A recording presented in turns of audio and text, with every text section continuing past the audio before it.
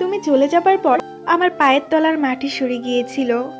আমার পুরো শরীর প্যারালাইসিস রোগের মতো অবশ হয়ে গিয়েছিল। প্রচণ্ড তুমিহীনতায় আমার ভীষণ শ্বাসকষ্ট হতো। বুকের ভেতর তোমার শূন্যতায় হাহাকার করে উঠত। মনে হতো এই জাগতিক সংসারে আমার জন্য কোথাও কেউ নেই।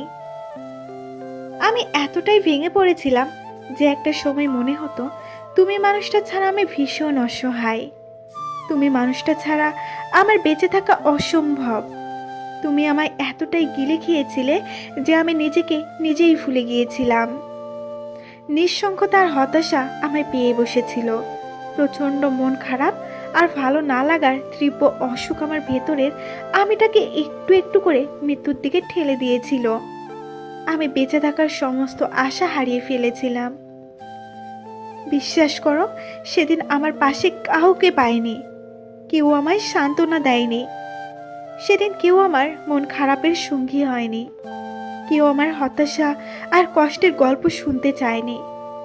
আমি সেদিন বুঝেছিলাম আসলে মানুষ ব্যর্থতা নয়, সফলতার গল্প শুনতে পছন্দ করে।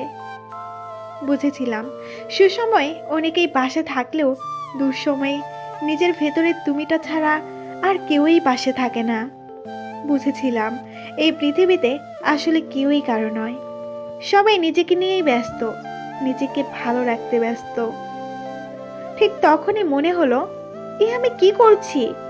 যে মানুষটার জন্য আমি এত কষ্ট পাচ্ছি, নিজেকে দিলে দিলে শেষ করে দিচ্ছি, সেই মানুষটা তো আমায় ছাড়া দিব্যি ভালো আছে। তাহলে কি হবে তার জন্য এত হাহুতাশ করে? কি হবে তার জন্য চোখের পানি ঝরিয়ে? তার কাছে তো আমি মানুষটা একেবারেই মূল্যহীন। আমার আবেগ, অনুভূতি, ভালোবাসা, চোখের পানি সবকিছুই তার কাছে মূল্যহীন। তাহলে আমি কেন তার জন্য নিজেকে কষ্ট দিচ্ছি? আমি কেন তার জন্য নিজেকে অবহেলা করছি? যে পথে হেঁটে কখনো গন্তব্য পৌঁছানো যাবে না, বরং হোঁচট খেয়ে রক্তাক্ত হতে হবে, কি লাভ সেই পথে হেঁটে? এর থেকে বরং ঘুরে দাঁড়ানোই ভালো, গতিপথ বদলানোই ভালো। আর যাই হোক, নিজের জীবনের থেকে প্রিয় আর কিছুই হতে পারে না। বিশ্বাস করো, সেদিন থেকে আমি একটু একটু করে নিজেকে ভালোবাসতে শিখেছি। একটু একটু করে নিজেকে পরিস্থিতির সাথে মানিয়ে নিতে শিখেছি।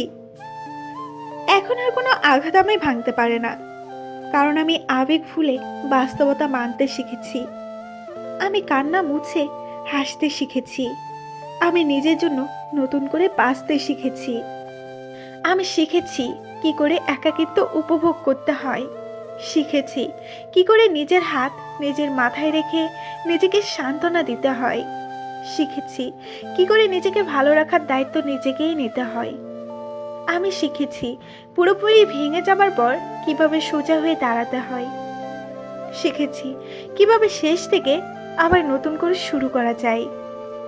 আমি শিখেছি কি করে খাদের কিনারে দাঁড়িয়ে পড়ে যেতে যেতে ঘুরে আসতে হয়। আজ আর তোমার জন্য কোনো আফসোস নেই, যা আছে তা কেবল কৃতজ্ঞতা। কারণ তুমি চলে গিয়েই আমাকে শিখিয়ে গেলে। তুমিই বুঝিয়ে দিলে যে নিজেকে ভালোবাসা আর নিজের জন্য বাঁচা ছাড়া পৃথিবীতে আর কিছু একটাও গুরুত্বপূর্ণ নয়। যে মানসিক কষ্ট সইতে পারে না সেই হয়ে যায় পাগল, আর যে মানসিক কষ্ট সহ্য করে বেঁচে আছে তারা হলো জীবন্ত লাশ। আর অনেকেই ভালোবাসার জন্য মানসিক কষ্ট, আঘাত সইতে না পেরে মৃত্যুকে আপন করে নেয়।